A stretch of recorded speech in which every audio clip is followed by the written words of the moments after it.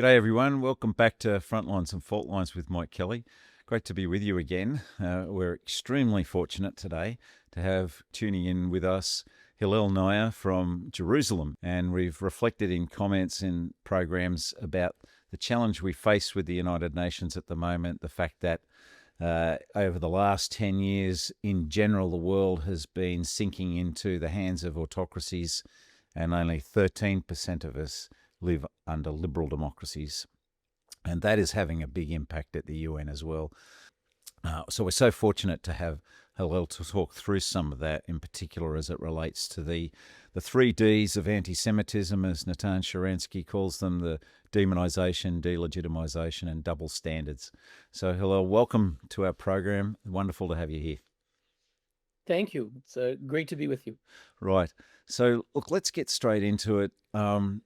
I suppose massive, large-scale assaults on human rights. And it just, the time it took for them to even take that seriously, it was just appalling. Yes, look, it's hard to know where to begin. And in many cases, the UN Special Rapporteur, we'll mention her now, Francesca Albanese, who's the Special Rapporteur on Palestine, supposedly, because her supposed reappointment in April was not done lawfully, but she was asked on Sky News days after the Sunday Times did a major story on it. She said, what's your comment? And she said, it's the first I've heard of it. So she's supposedly the world expert on Palestine. Supposedly she cares about human rights for everyone. She says she hadn't even heard of it, which may well be true. If so, it means she really doesn't care. And then right away she was dismissing it. She was like, there have been other Israeli ports that have backtracked.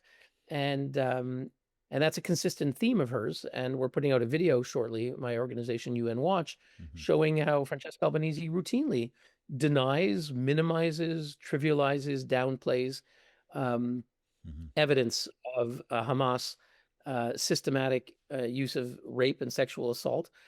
She constantly denies it. If it's true, we don't know. If it's true, maybe it's true. If it's true, or just saying there's no evidence. Her first reaction on October 7th was to say all of this has a context. This is October 7th. A day or two later, she said, whoa, we have to wait. It's very dangerous what we're saying. These accusations will put people in danger, and we have to wait and so forth. So the reaction of the Commission of Inquiry, mentioned Guterres, Francesca Albanese, who's their point person on Palestine, has been a form of denialism, and it's shocking.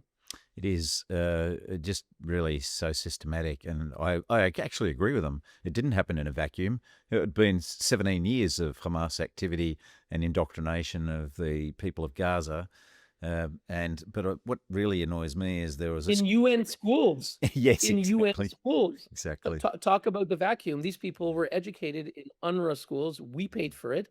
UNRWA schools that told them your home isn't in Gaza, your home is in Israel, and basically, and your job is to exercise the right of return, which basically means to dismantle Israel. Yeah, and to dehumanize Jews in general, and to create the mindset where you could commit those sort of horrors and atrocities of the 7th of October, but a situation entirely different from the West Bank, for example, if they were trying to conflate these things, they weren't opposite. But anyway, that brings us, as you've introduced the subject of Francesca Albanese, no relation to our Prime Minister, but that brings into question this system of special rapporteurs of the UN.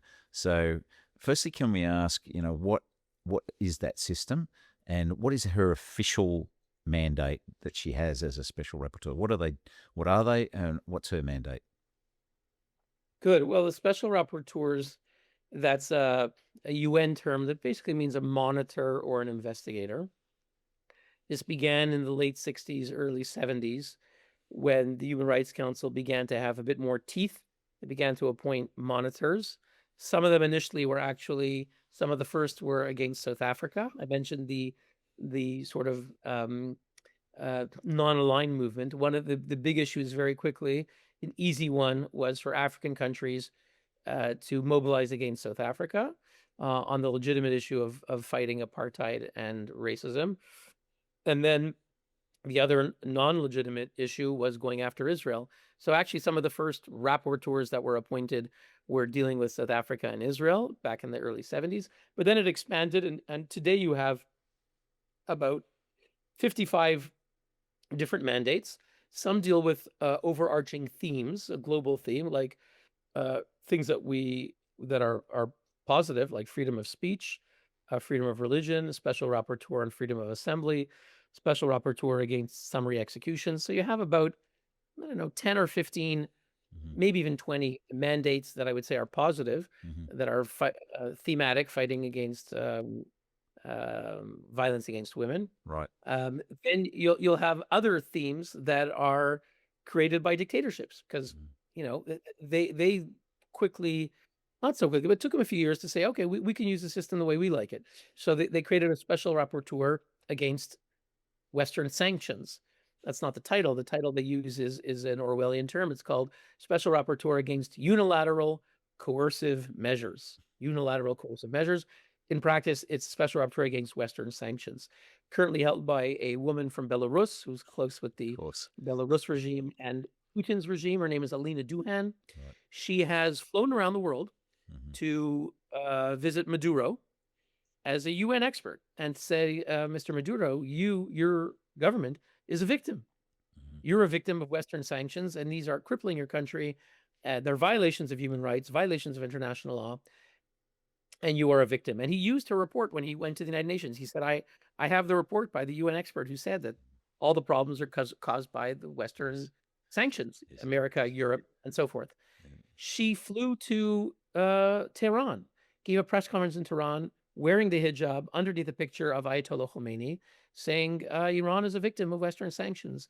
She flew to see, I think it was Mugabe's successor in Harare in Zimbabwe, and said the same thing about Zimbabwe.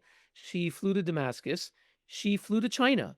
She came back and gave a report about a year ago saying Xinjiang, there's problems not because of a million Muslims, Uyghurs put into camps by the Chinese, but because of Western sanctions. So really if again, you want to talk about Orwellian figures, this is an upside down world, and she's received money. We know because of UN documents. She's received well over $600,000 from China. Again, not necessarily to her personal account, but to her mandate. But no one's really policing it. There's no receipts. There's no disclosure on who gets the money. Is she hiring her husband to be a research assistant and getting hundreds of thousands of dollars? We don't know, but we know she took 600,000 plus from China. Right. At least 50,000 or 100,000 from Russia she received for her UN mandate. Right. And the Qataris, who also were victims of sanctions by their neighbors. As you recall, several years ago, the Gulf states really wanted to put Qatar in a corner because of their support for the Muslim Brotherhood and many other nefarious things. So that is one of the special rapporteurs, one of the extreme ones, but there are many others. So we talked about there's themes, and I say some of the thematic areas are positive, others are not, are political weapons against the West or Israel. And then you have about a dozen or more on country situations, which you have a special rapporteur on Sudan, special rapporteur on North Korea, and one on Palestine. The one on Palestine is unique in that it doesn't deal with the region. Those inviting in Australia, when she came to Canberra and spoke at the National Press Club, she was hailed as the special rapporteur on the situation of human rights in the Palestinian occupied territories, the occupied Palestinian territories, which would imply that her mandate is focusing on the region and dealing with human rights in the region. Nothing could be further from the truth. Her actual mandate, despite the deceptive title, is different. Her mandate, established in February 1993, reads, the special rapporteur is mandated to, quote, investigate Israel's violations of the bases and principles of international law in the occupied territory. So it's only Israel, and those actions of Israel are deemed in advance to be violations. So her mandate does not include Fatah, Islamic Jihad, Hamas, the atrocities that you described. Legally, it's not her mandate. She's only supposed to do Israel's violations. Now, of course, various of the rapporteurs have said, of course, even though that's the mandate, I am empowered to talk about other things, but she doesn't. And so the fact that I'll end with this is that the fact that someone like Francesca Albanese was appointed, someone who is an open anti-Semite, who's not just sort of someone attacking Zionism, but someone who's engaged in 1930s kind of demagoguery. She said on her Facebook page that America is subjugated by the Jewish lobby. So America is subjugated by the Jewish lobby. That's 1930s anti-Semitism. She wrote to the BBC in a public post saying, BBC, you have the Israel lobby in your veins. Okay, the BBC has the Israel lobby inside their veins. And she's routinely compared Israel to the Third Reich, talk about demonization. These are sort of the ABCs of the definition of anti-Semitism by the International Holocaust Remembrance Association. The only internationally adopted definition, the IRA definition, is about, demonizing Israel and comparing it to a Nazi state, is classic anti-Semitism. This is what she does all the time. It's why she's been condemned for anti-Semitism by France, Germany, Canada, and other states. Sadly, not yet by Australia. Yeah, this is the shocking thing, is that having it so focused on only, you're meant to be talking about human rights in the occupied territories. So there's been no coverage. And even Human Rights Watch did studies that detailed the epidemics of summary executions in both the West Bank and Gaza by both Hamas and the Palestinian Authority. There's a systematic use of torture, the denial of human rights, and the corruption, on a massive scale. And she's not going to look at any of that. She's only going to look at Israel. But she's kind of selective, because I know when October the 7th happened, she said, oh, well, that's not my mandate. And then when Macron posted a comment condemning what had happened, she then criticised him. So she's very selective about when and how and what that is true. She chooses to speak on. And that's true, yeah. She also, of course, condemned Israel's attack on Iran. Yeah. So she said, I can't speak about what Hamas did, but 1,000 miles away, if Israel does something about Iran, she can speak about it. But also, I've studied her background and expertise, in inverted commas, and she does not have the formal qualifications and studies to comment on something like genocide or laws of armed conflict. She's never written any scholarly works on the subject or published any books. She's not what you would call an eminent scholar that you could refer to and consider authoritative on anything of that nature. She's never trained military forces. She's never applied the law practically. She's never read a word of the travaux préparatoire of these treaties or the military manuals you have to consider as part of the state practice or the jurisprudence, but yet sits up there in front of that committee and says, I have found that the threshold of genocide has been established in Gaza. This is the charlatan, snake oils type salesman approach she takes to all of this. And you've uncovered too. Yeah, many people don't realize that. And it's quite important that you point that out, because she has that title, so everyone assumes that she's some kind of expert. She does have a law degree, but not that much beyond that. She's never completed a PhD. Even so, if it were on issues that are not the ones that you're describing. Sadly, at the UN, most of the people who pronounce themselves on military issues, laws of war, as you indicated, have very little, if any, experience on applying it or any expertise on the matter. And of course, it should be said that she's really a lot about slogans and banners that you would use at a protest. She's using buzzwords, and on genocide, she's been accusing Israel of genocide for many years. So that's the notable thing. People understand that she's, for her, 1948, Israel's creation, is the beginning of a genocide. And she was just waiting for this, right. After they accused Israel of apartheid, what was left? And she indicated that the next thing we're hoping for is to eventually accuse Israel of genocide. And when October 7th happened, all done by Hamas, on Hamas's responsibility for everything that happened, but there were many there are many bodies suddenly in Gaza, and she had bodies, and she said genocide.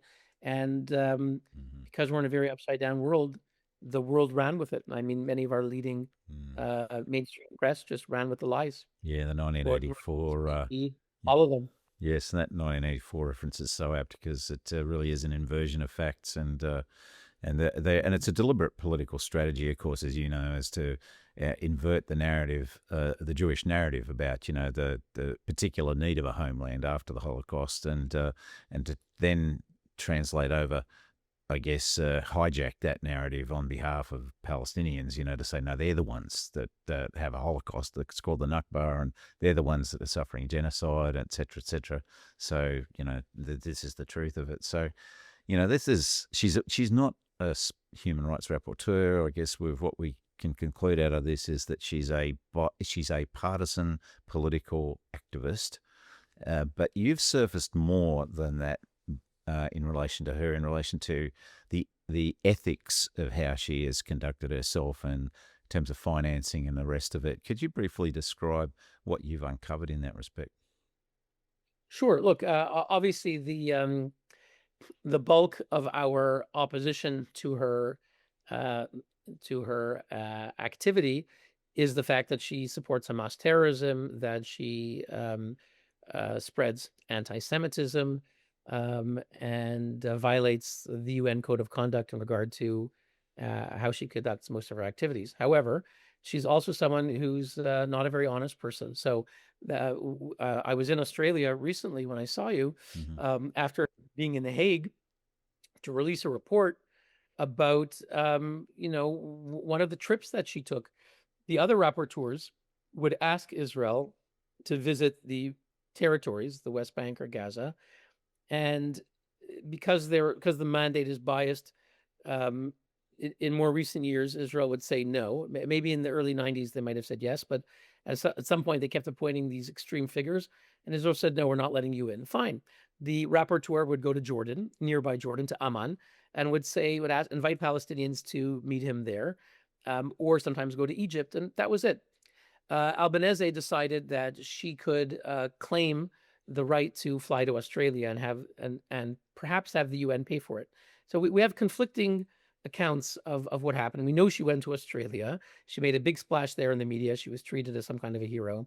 She had a big event at the National Press Club. She was on your national TV.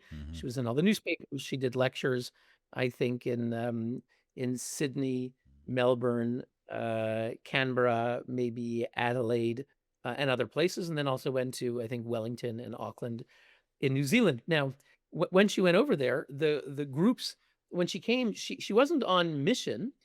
She wasn't, her mission is to investigate Israel's violations. There was no investigation of Israel's violations when she was in Wellington or in Canberra. She was there speaking for, anti-Israel, pro-Hamas groups. She was invited by one of them, the Australian Friends of Palestine Association, AFOPA, to give their annual Edward Said lecture. So these are groups that openly describe themselves as lobbying for Palestine issues against Israel. This group, AFOPA, praises Yahya Sinwar, so the mastermind of the Hamas atrocities and massacre. When he was killed, he had left some kind of legacy video, and this group posted it and said it's moving testimony, moving legacy of Yahya Sinwar. That's the group that brought her, and which put on a press release, we sponsored her trip to Australia. Right. They said they sponsored the trip. So right away, this is November 2023, we complained and said, why is a UN figure being, paid for, sponsored by a pro-Palestinian, anti-Israel, pro-Hamas lobbying group? And right away, she said, no, it's all a lie. The UN paid for it as part of my activities. Well, a document that actually just surfaced recently from DFAT, from the Australian Foreign Ministry, it was an internal talking points document about her visit, said Ms. Albanese is a special rapporteur. She's visiting Australia, not in her official UN capacity. She's been invited to give lectures. So the foreign ministry said, black on white, she was not there in her official capacity. She says, well, the UN paid for it. I was there in my official capacity. And she also denied for 16 months that anyone else paid for her trip. Turns out, after we filed the complaint after it went through many different hands, it finally went to a committee of her peers called the Coordination Committee. It's her own fellow special rapporteurs. They delivered a whitewash in the end of March of 2025 in a letter of their findings. However, even the whitewash document of her friends and peers found that she did take external funding, quote unquote, external funding. Right. And we know who the groups are. It's at least AFOPA and others. How much money did they give to pay for her trips? They said it was with the trips within Australia and New Zealand. Those were funded by outside groups. Right. Okay, was it her flights, her meals, her things? Tell us. It's not a big deal. You were a lawmaker. Certainly, I know in many countries, lawmakers who go on trips, who do different things, are obliged to make disclosures of all kinds. It's in most Western countries, there's disclosures being made all the time. We didn't ask for a lot. You flew to Australia, give us some disclosure. Who paid for your flights? Who paid for your hotel? Other expenses? And she refused to release anything, and she lied. She said only paid for by the UN because it was official activities. Again, the Australian government said she wasn't there in her official capacity. So this very strange thing where no other rapporteur in history has taken a trip that cost about $20,000. She left from Tunis. She presumably flew business class. She came with her assistant at the time, Sarah Troyan. She went all around. It cost a lot of money. And so, she lied about the fact that she didn't take money from outside groups. She lied about the fact that it was a UN activity. And again, we asked, why is the UN paying for this? The UN said, well, she kind of had, I forget the exact term that they had, but she had extra funds because there's a certain amount allocated. Again, all of her predecessors, they went to Amman. None of them flew half across the world to do a lobbying trip. When I say a lobbying trip, not only did she, empower lobbying groups that call themselves lobby groups on their websites, but in New Zealand, we have the documents, we have the minutes from a meeting she had with the leading pension fund. I think it's the National Pension Fund, which is sitting over probably hundreds of millions of dollars, Right. where she lobbied them to divest from Israel. So the UN paid for part of the trip for her to lobby the New Zealand Pension Fund to divest from Israel. Other parts of the trip, contrary to what she said, were paid for by pro-Hamas groups. It's just a lie wrapped up in dissimulation and denials, and there's no accountability. Yeah, this is the shocking thing. I mean, as a parliamentarian here in Australia, we have these rigorous statement of interest requirements that we have to post of anything of this nature of, who's giving you what for what. It's subject to public and open scrutiny and reporting by the media, and it's rigorous, and lots of laws are relate about, what money can be made in a campaign donation, etc., and disclosures of those things as well. So, we should accept here that there's this system for a reason, and that she's just thumbing her nose at these kind of basic standards of someone who's a public official, effectively, and the trust and the credibility of the office that she holds, depends on her adherence to these kind of ethical standards. And she's just completely thumbed her nose at that whole regime. Yes, and the sad part is many of the member states are democracies who are the ones, they're the stakeholders at the UN. If they don't demand accountability, nobody will do so. In general, they've just completely failed. They passed the buck. It's not me. Yeah. You go to the Secretary General, it says it's not me. It's Geneva. You go to Geneva, and the UN spokesman says it's not us. It's the member states, and the member states are pointing you back to the UN. So it's just this ridiculous circle of evasion. Yep. So not only is she not getting removed from her position, she's not even being officially cautioned, sanctioned, or performance analysed or criticised in these violations. Yes, and you talked about not being removed. She completed a 3-year term in April 2025. She had been appointed on April 1st, 2022, and in advance of what was supposed to be some kind of a tacit reappointment. The system is very murky. It's not well regulated. It's kind of like if no one objects, you get reappointed. Well, guess what? We objected. There's only one resolution dealing with this from June 2008. It says any information received on persistent non-compliance with the Code of Conduct shall be conveyed by the President to the Human Rights Council for their appropriate action. Only in the absence of such information is the rapporteur reappointed. We submitted a 58-page dossier documenting her support for terrorism, anti-Semitism, and for her financial and other gross ethical misconduct. The government of Israel, Hungary, Argentina submitted formal objections. The U.S. mission spoke out. The U.S. Against her reappointment. The U.S. House Foreign Affairs Committee sent in a detailed letter of objection. 10 members of the European Parliament sent in their objections. All of this was supposed to be conveyed to the Council for their consideration and action. Instead, it was thrown in the garbage. The President of the Council created an evasive maneuver. He said, I'm giving it to a committee. Well, the resolution, the only resolution that deals with this from June 2008, terms of office of mandate holders, doesn't speak about giving it to the committee. It says give it to the Council. And the committee was a committee of her peers. And a few weeks ago, they said, after she was supposedly reappointed, they issued a letter saying, we looked into it, there's nothing there. So we're now preparing a major rebuttal saying this committee has no role in this. You, the president, were obliged to give it to the Council. You didn't give it to the Council. Then the UN said she was reappointed, but there was no vote. There's no statement. If you look for an affirmative document or action or statement in a session of or anywhere else of saying she has been reappointed, it doesn't exist. The best they can say is it's done tacitly, but it only happens tacitly if nobody objects.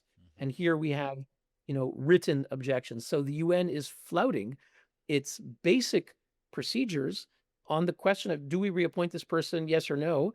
They don't look at the evidence submitted to them of gross misconduct. So lawfully, she was never renewed. She was never lawfully renewed, and that's why she is only the purported mandate holder. And that's why we wrote to Secretary of State Rubio saying that she is not lawfully the rapporteur. She should not enjoy any immunities. She should be denied a visa, and she should be sanctioned. We wrote to the Secretary Rubio in April. And thankfully, just about a little over a week ago, he announced for the first time in the history of the United Nations, that certainly a Western country has sanctioned the UN rapporteur. She's now on the designated persons list, special designated list. She's a blocked person. She cannot enter the United States. All of her assets connected to the United States are blocked.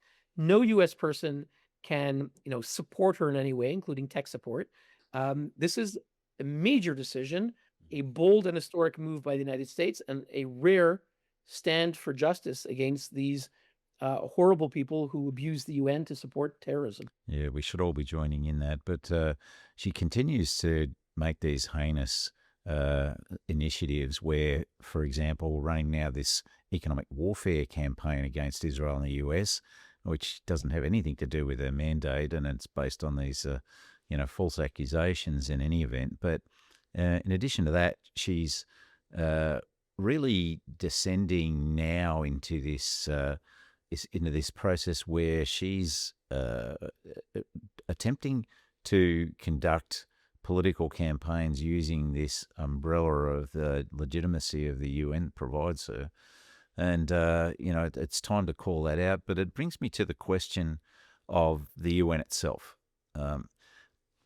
You're in there. You've fought these battles. I don't know how you've managed to sustain your commitment and your energy and your obviously you believe in this cause and you're willing to continue this fight. But how should we approach the UN now? Is it a lost cause?